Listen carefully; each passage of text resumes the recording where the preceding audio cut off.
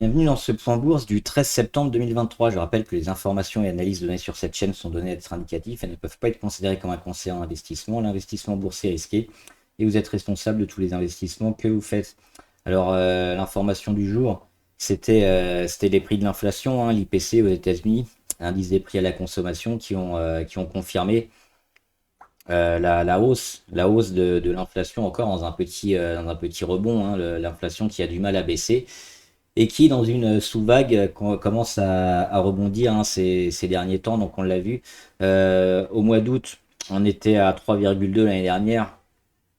On s'attendait à 3,6 et on a finalement eu 3,7, hein, d'augmentation par rapport à août dernier. Donc, on a quand même toujours du mal à lutter contre cette inflation et on le voit ici sur l'équivalent du CRB, hein, c'est un indice sur le prix des matières premières, un petit panier des matières premières. Il y a un rebond qui s'est effectué depuis le début juillet ici. On a eu les prix en général, hein, qui avaient commencé à baisser, à chuter. L'inflation commençait à se résorber, pas assez vite, mais commençait à se résorber ici depuis le mois d'octobre environ 2022. Et là, depuis le mois de juillet, on a quand même un petit rebond des prix à l'inflation. Donc ça, c'est pas forcément une bonne nouvelle.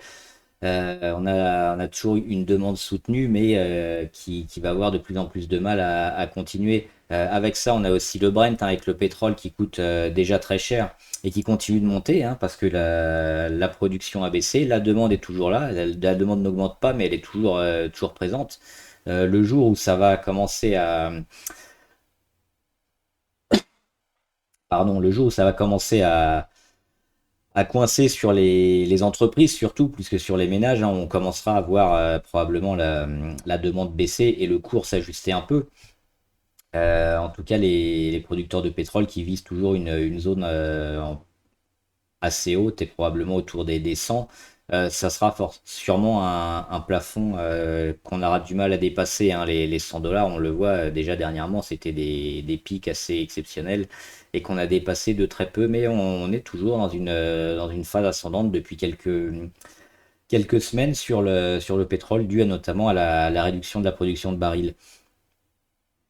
On va regarder ce qui s'est passé sur le CAC 40 avec Renault.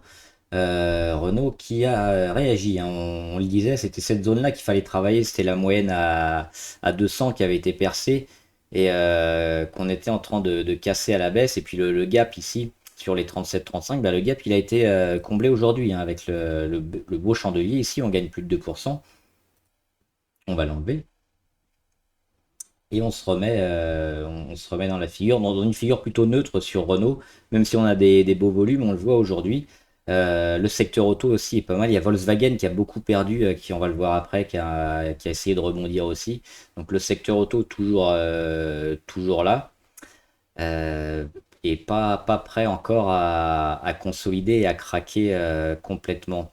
On a eu les bancaires, hein, on le voit ici avec Société Générale, Crédit Agricole notamment, la BNP, hein, qui sont légèrement verts.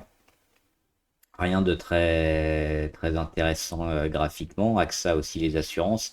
C'est un peu les seuls, hein. Sinon, on a pas mal de rouge avec Alstom. La confirmation, hein, ici avec la cassure du support et de la moyenne à 200 derrière. Où est-ce qu'on va? C'était sur le support, hein. Ça, on se l'était dit depuis ici, hein, la fin août, début septembre. Donc on irait vers les 22, 22,4 environ sur Alstom. Sur Arcelor, c'est pas mal parce que là, on revient sur un support. Donc, en cette fin de semaine, si on commence à le tenir, on le voit, hein, si on rebondit, si on se met pas trop en dessous, éventuellement, ça peut s'acheter, hein, pour du court terme, pour aller rejouer les 25, 26 environ. Faudra pas lâcher, hein, faudra pas rester si ça confirme. Euh, et enfin, euh, hop, hop. Et enfin, le grand qui perd un 7, mais on l'avait vu, et ça avait commencé à décrocher là sur les 88,8 ces derniers jours. Et l'oblique ici qui avait été tenu, hein, l'oblique sur les plus bas du grand canal haussier sur le grand, bah, on avait méché en dessous. Aujourd'hui, on se met bien en dessous. C'est quand même ici un chandelier très négatif pour la continuation de la hausse, hein, parce que le titre était haussier à moyen terme. Là, on a probablement signifié, avec ce qui s'est passé ces quelques 2-3 derniers jours, la fin de la hausse. Alors, à quoi on peut s'attendre? Peut-être pas mal de construction. Des retours ici sur les 88, 89, avec certainement un échec. Et puis peut-être un rebond sur les 81. Donc, les 80. Donc un travail entre les 80 et les 89, certainement pas mal de zigzags en attendant une tendance forte sur les marchés. Les marchés, bah, qu'est-ce qui va se passer sur le CAC? Certainement demain, on sera tous attentifs à la BCE, la Banque Centrale Européenne, qui va annoncer les nouveaux taux directeurs donc pour emprunter. Est-ce qu'on aura une pause comme c'est plutôt attendu ou alors une nouvelle augmentation de 0,25? Parce qu'on l'a vu avec les chiffres de l'IPC aux États-Unis, l'inflation est toujours là, il faut lutter contre l'inflation et pour ça il faut notamment augmenter les taux. C'est le travail hein, des banques centrales de maintenir une inflation assez faible. Donc le travail des banques centrales a été plutôt un échec retentissant ces dernières années. C'est une catastrophe. Donc demain, on aura à je sais plus quelle heure. On aura la décision à 14h15. Donc déjà là, on a eu beaucoup de volatilité sur les marchés avec les chiffres de l'IPC aux États-Unis. On aura aussi demain à 14h15 beaucoup de volatilité avec à la fois la décision sur les taux et le discours qui va suivre. Donc est-ce qu'on aura un discours plutôt alarmiste ou pas? Voilà. Et pour revenir au CAC, donc le CAC aujourd'hui qui perd 0,4. Et on le voit, ce qu'on disait ces derniers jours, c'est quoi? C'est la force des rebonds. La force des rebonds, elle est de plus en plus faible. On le voit ici avec un petit rebond sur les 7005, sur les 7430, sur les 7400, sur les 7300. Donc il n'y a plus de force pour les acheteurs pour véritablement aller chercher encore quelques pourcentages pour gratter un peu. On va de plus en plus bas. On va de plus en plus bas jusqu'à quel moment? Jusqu'au moment où les acheteurs vont abandonner l'idée, où il n'y aura plus que des vendeurs. Et le marché va certainement corriger avant de corriger tellement que le prix des valorisations des actions sera intéressante. Et ça sera où? Ce sera peut-être ici sur les 6826. Donc c'est un objectif intéressant qu'on pourrait avoir si on vient à tester le support prochainement. Hein, le support ici des 7083 qui a déjà été bien marqué une ou deux fois, trois fois même.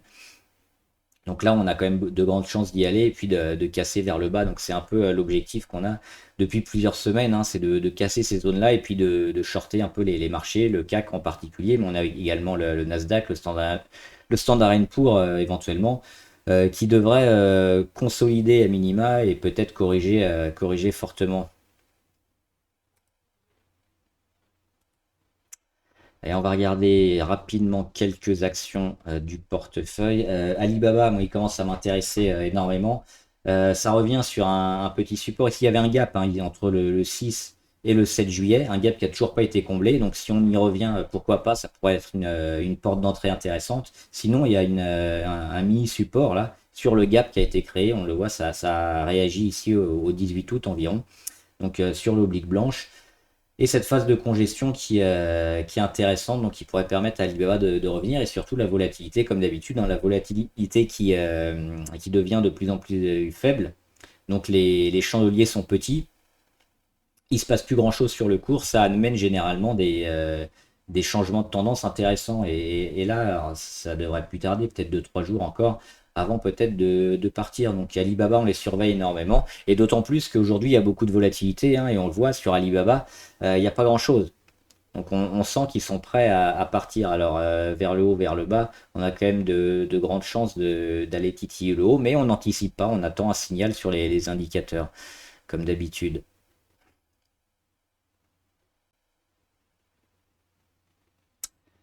Esso qui continue, on va surveiller le Brent hein, toujours, mais pour l'instant pas de raison de sortir sur Esso. Ça manque un peu de volume ces derniers jours sur Esso, mais c'est plutôt intéressant tant qu'on tient les 55 à 57. Après, si on commence à attaquer ces zones-là, il y aura certainement une correction qui pourrait se mettre en place, mais pour l'instant on est toujours haussier sur Esso. FDJ intéressante, hein, parce qu'on est pile sur le support, donc c'est maintenant qu'il devrait y avoir une réaction. S'il y a une réaction, si on n'a pas de réaction, on va aller chercher plus bas, et peut-être les 30 ou les 29. Mais là, on est dans une zone à défendre hein, pour les acheteurs. Ça peut être intéressant de la jouer. On le voit, un beau chandelier qui englobe le chandelier de la veille. Donc ça, c'est intéressant. C'est plutôt un signal d'achat, c'est plutôt un signal de force sur la Française des Jeux. Donc ça peut être une porte d'entrée. Et puis bien sûr, si on casse le support des 32 et l'oblique verte, on quitte la position.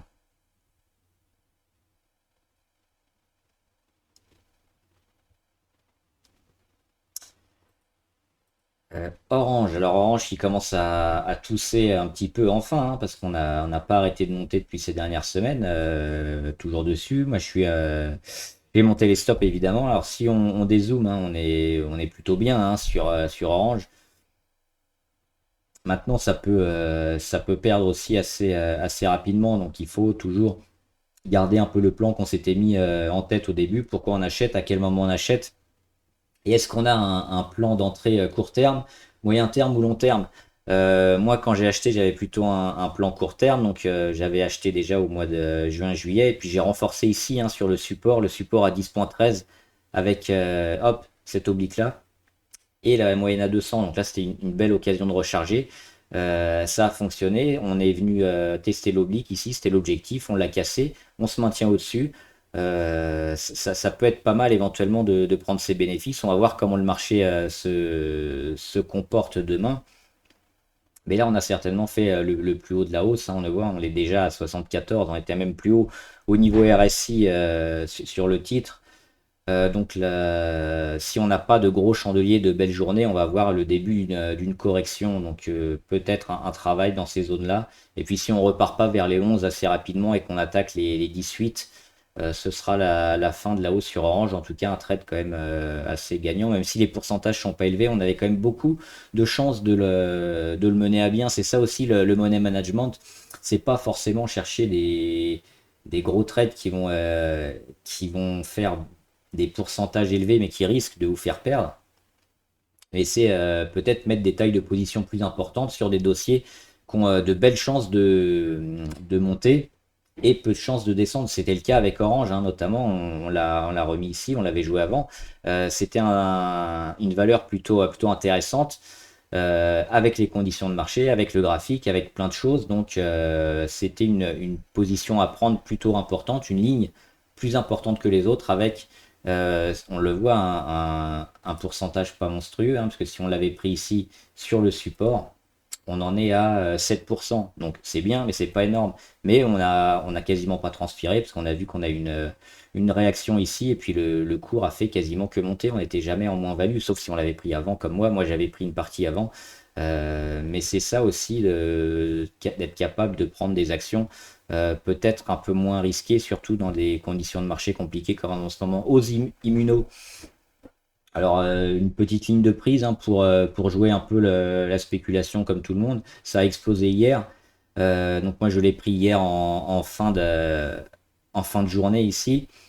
Les volumes sont là, hein, beaucoup de volumes. Alors qu'est-ce que c'est? Ils ont sorti un vaccin contre le cancer du poumon, donc qui améliore le taux de survie. Alors si on regarde un peu plus près, le taux de survie il passe en gros de 8 mois à 11 mois.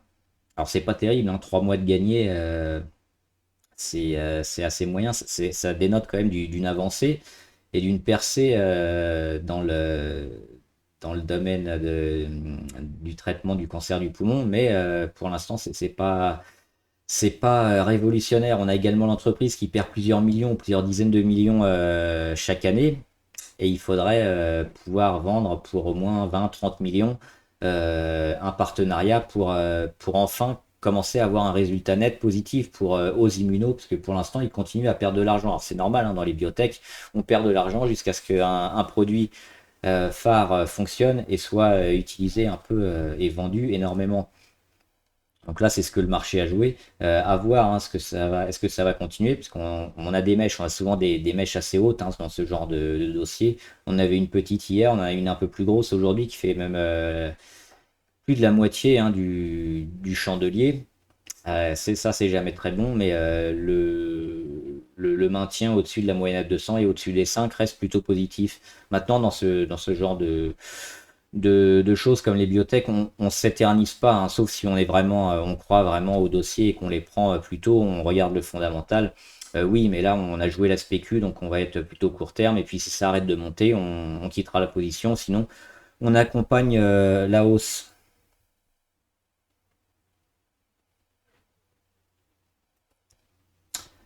Valeo, toujours intéressant, hein. On avait une belle réaction et une porte d'entrée ici entre le 7 et le 8 septembre. Pour l'instant, on est toujours au-dessus de cette oblique verte. L'objectif d'aller taper les 19, 19,5, voire plus. Ça reste intéressant sur Valeo, hein, comme le secteur auto. C'est un secteur adossé au secteur automobile notamment, c'est un équipementier. Et enfin, une dernière, c'était Intrépide Potage, donc c'est de l'engrais notamment. Si je dis pas de bêtises. Alors oui, c'est les 28-22 environ à venir casser. Le graphe est plutôt moche, hein, ça fait que descendre. Alors, une belle tentative de réaction avec enfin un support à 17 qui date du mois de juin, donc qui commence à être intéressant. Derrière, on a fait quoi? On a testé la moyenne à 200, échec comme la première fois, hein. Souvent, la première fois, c'est un échec sur la moyenne à 200. Donc, il faudrait y revenir, casser les 28,2, puis s'en servir comme support. Et puis là, on pourrait espérer un retournement et puis une belle progression. Et pour l'instant, le titre reste baissier. Donc, c'est cette zone-là, hein, qu'on regardera particulièrement quand le titre y reviendra. Éventuellement, un support ici sur les 23 environ pour jouer un petit rebond.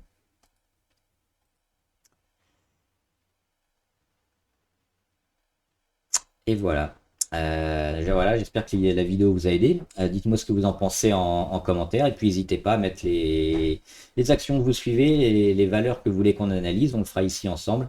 Et à discuter du marché, des actions en général, du trading. J'y répondrai. Bon trade, à plus.